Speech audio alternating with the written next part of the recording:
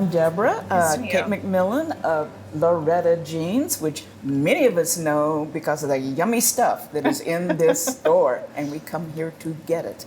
And we're so glad, Edible Portland, being able to be here and interview you. Thank and you. ask you about this legend. I mean, you know, it's an institution in Portland. And so my first question is going to probably be, you know, give me kind of the backstory, Sure. if you would. Of how I got started? Well, I grew up in a baking family. That helps. Yeah. My mom, my aunts, my grandmother, Lauretta Jean, which my bakery is named after, they were all bakers. My grandmother was the pie baker of the family. When I went to college, I got a degree in business and I worked in a bakery. And I worked in like, you know, the counter. I did bread. I got to do treats and cakes and stuff. And I just like fell in love with that environment. And I moved to Portland and I worked at Helen Bernhard and I worked at Random Order when that bakery very first started. And I just really like developed my love for making pie. And after that, I got connected with this gentleman named Mark Duckstetter from Taste Bud, and I started working for him at the farmer's market. And he was like, you gotta take pies to the farmer's market. It's like a match made in heaven with all the fresh produce and chasing the seasons. Oh, yeah. And so he really encouraged me to start at the market, and I applied, and that's where I started. Wow, in the farmer's market. How wonderful. Yeah, and you got access to all the new berries and peaches and everything. You know. It was great. Like and getting to know the farmers, also getting to know the seasons. Like, you know, I can really like tell you that, you know, Freestone peaches start after cling. You got to get the cling and then the Freestone come. And so I just like learned a lot about, you know, seasonality and what berries we have and what produce we have and what there is out there. You know, that's one thing that we're really about at Edible Portland is supporting the learning of, you know, what's fresh now, what can you get now, you know, and enjoy that and then move with the seasons and, you know, continue to get your fresh food. And we really try to promote people, you know, the farmers and ranchers that are doing things in the green way, I guess you would say. Yeah. I mean, it's really great for us as like, you know, bakers. I mean, any job has monotony, right? Sure. But it's really great to like work, to be doing apples, you know, for 3 months for the fall. And then it's like, when we get rhubarb in the springtime, like everyone is just like jumping out of their skin, so excited. And you know, and then it's like by the time you're like, I don't want to cut any more rhubarb, berries start coming and then peaches. And so it really like does help, you know, it makes it exciting. Like it makes it exciting for the bakers and it makes it exciting for customers too, to like enjoy all those different kinds. Well, absolutely. And I'm sure that's true, you know, being able to move from one to the other. And since I tend to believe that, you know, we're pretty much supposed to be in sync with nature. Yeah. That's a nice little surprise, you know, each time. Yeah. If you stay, you know, looking at that. Well, that's great. Yeah. Wonderful. So when you started, did you have a mission and a vision? Well, I think that it's hard to extrapolate between mission and vision, but I will say that I think that one pie, I think, is such an American dessert. And, you know, there's so many baked goods and that are like very French focused. And I feel like pie is one of the things that's American. And it's, you know, very technique driven. Yeah. It's, you know, it takes more technique and, you know, just know-how than like a muffin, let's say. Oh, sure. So anyway, I was, you know, I'm excited about doing that and developing my craft there. And then also I feel like it was, you know, pie is such a family lineage tradition that I felt like I really wanted to like continue, like to continue to keep that alive. So I think that like that, you know, part of my mission is to make a great product, do it really well, and then keep this like family tradition alive. Yeah. Well, that's, you know, we're glad. Thank you for that being your mission. You know, I'm thinking back now about my mother was a baker. And I can remember, you know, all kinds of things, cakes to pies to muffins. I did not inherit that, unfortunately. So, you know, so I have to come to, you know, find it where I can. And this is a great place to find. I just remember that people were very secretive about, you know, their pie dough recipe. Right. You know, and what really goes into it. And you weren't getting that out of them for anything. You know, that's their trademark. Yeah.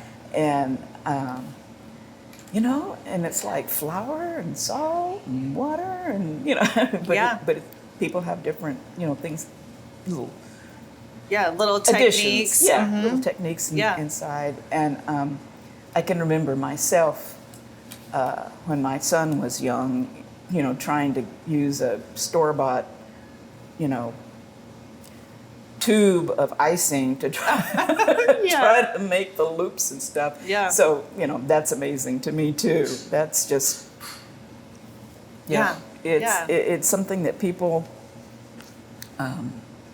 really, I think people are getting back to wanting to know more about their food.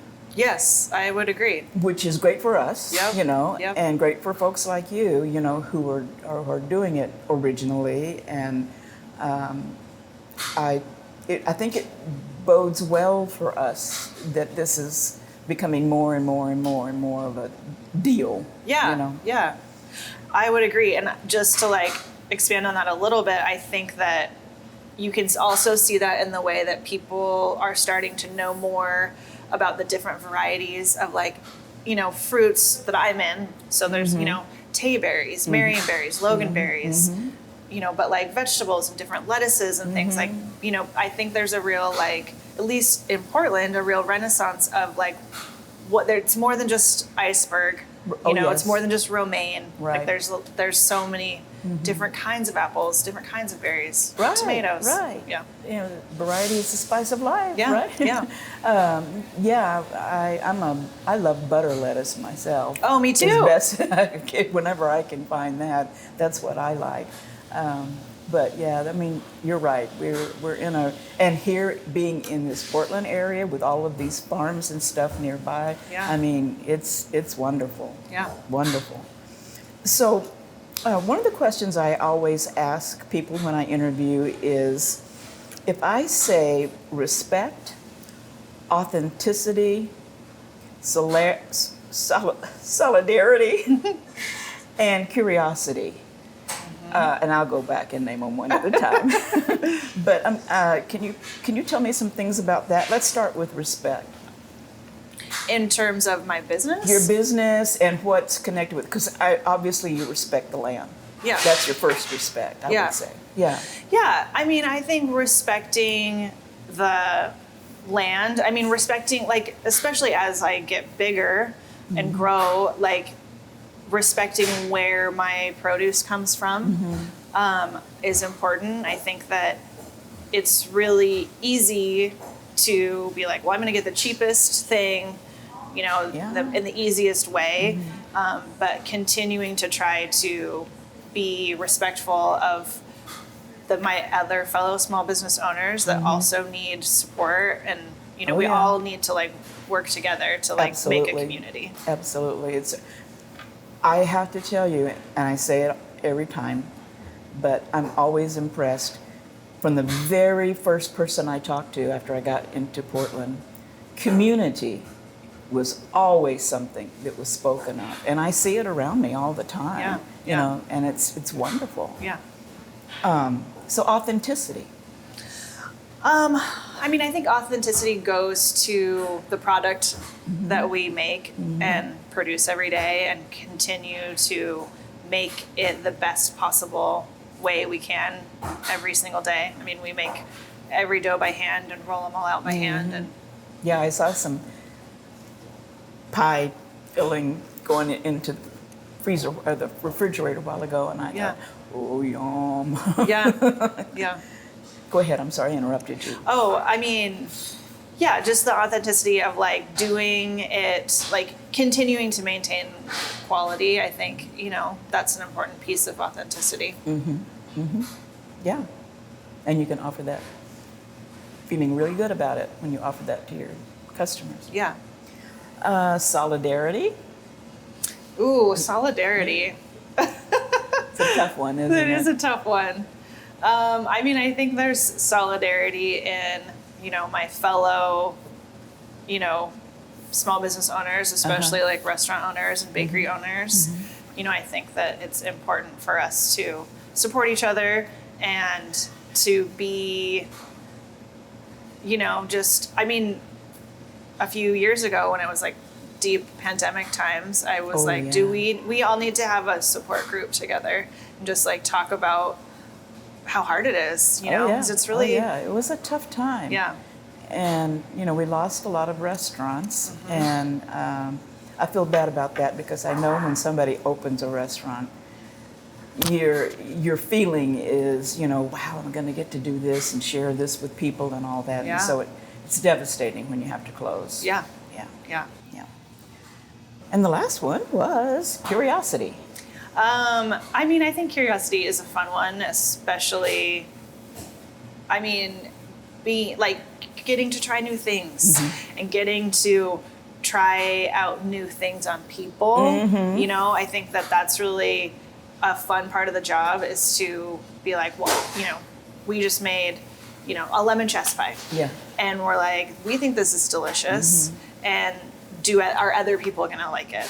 Yeah. So, So you put it out there, Yeah. and they give you feedback. Right. Or there's stuff that I'm like, I can't believe people don't love it, or I can't believe people do love it, Right. like. You said lemon chess pie? Yeah. Is that what you said? I haven't heard the term chess pie since I left Tennessee. What do you think chess pie means? Well, to me, what I remember, and this is coming from my mother-in-law, remember, this is no talent here in the kitchen.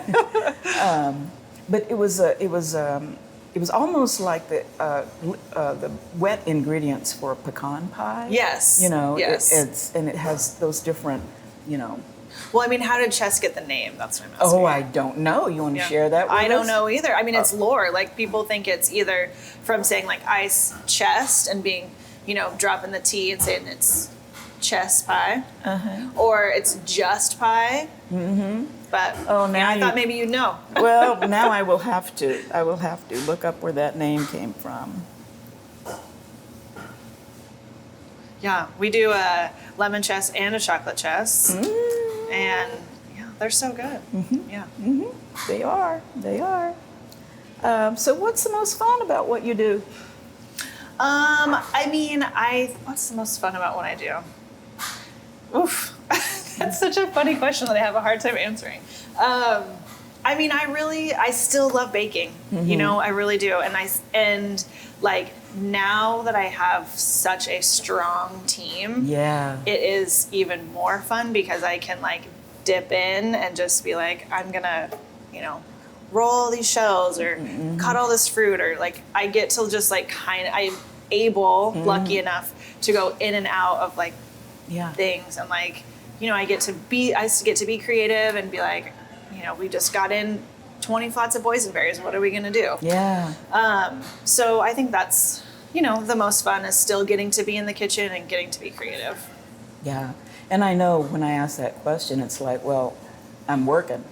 So, maybe not so fun for some people, but Right. But you get to your artistic expression, you get to pop in and out of different projects, and baked goods why they're developing, and I can see how that would be quite fulfilling. Yeah. Yeah. So here comes some questions about the business. Are you accomplishing what you set out to do you think? Yeah, I think I'm accomplishing what I set out to do. I mean, I feel like it's more successful than I could have ever imagined. I'm sure that's true. You know, I mean, yeah. Especially from like the early days.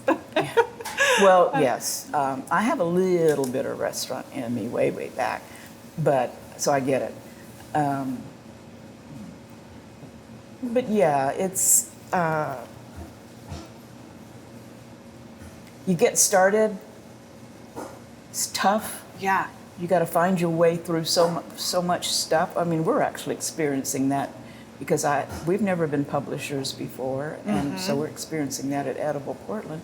And you just have to learn as you go and ask for forgiveness, you know. So yeah.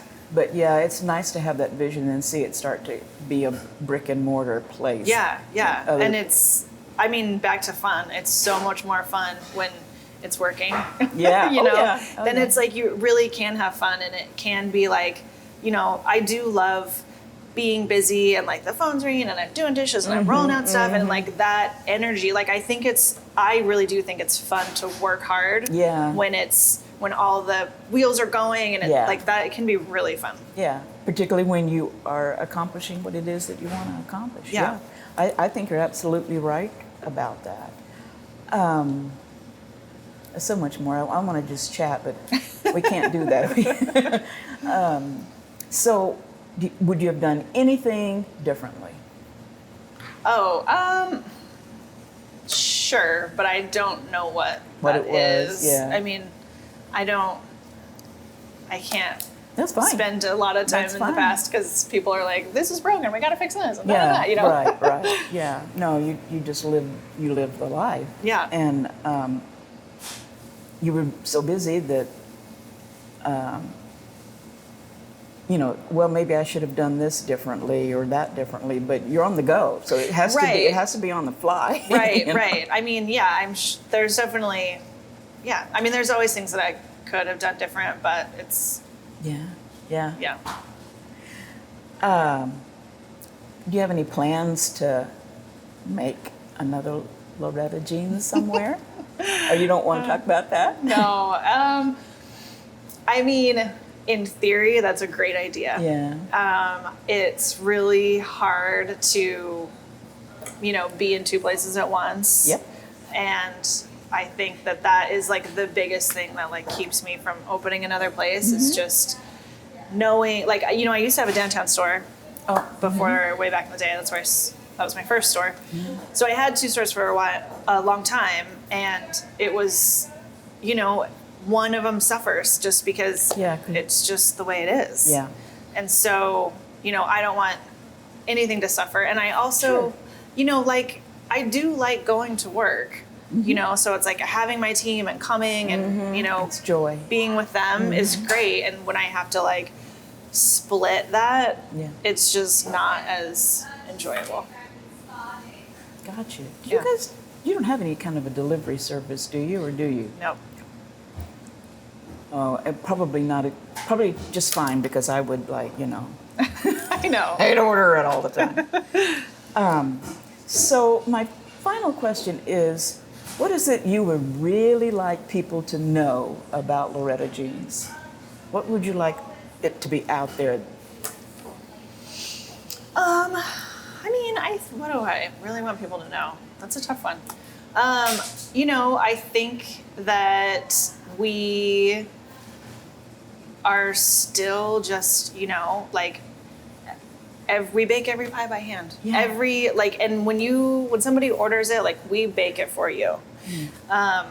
We are selling and slicing as much pie as we can, and it blows my mind how much pie we make. And we're still just like, you know, doing it all kind of the old-fashioned way. And I also think it's important to know that it's a whole team of people that are like, you know, making that one slice of pie. Yeah. A whole team of like really talented people that like, you know, show up, come to work, and like work really hard. It's a really hard job, whether you're in the front or the back. Sure. And you know, people come in and do it every day. They do. Yes, they do. I mean, many times when I'm coming around this corner, it's like down the street. Yeah. So Yeah. what a wonderful thing that is. Yeah. And so people know you, and hopefully with this interview, more people will know about Lauretta Jeans. Yeah. And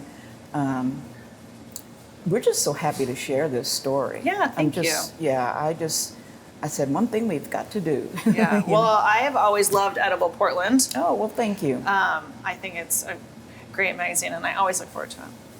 Thank you. I do appreciate Yeah. that. Yeah. Well, I'm going to bring things to an end, but I so appreciate you spending time with me. I know you're busy, and so I know that you took some time out from something else that needed you, and so I really do appreciate that. Yeah, my pleasure. Yeah. Great. Yeah. Thank you. Wonderful. Thank you. Yeah. Lauretta Jeans, everybody, get on down here. My son signs off with bees and water, y'all. Oh, nice. But I haven't found myself. I like to just do it on the spur of the moment where I am. Yeah, yeah.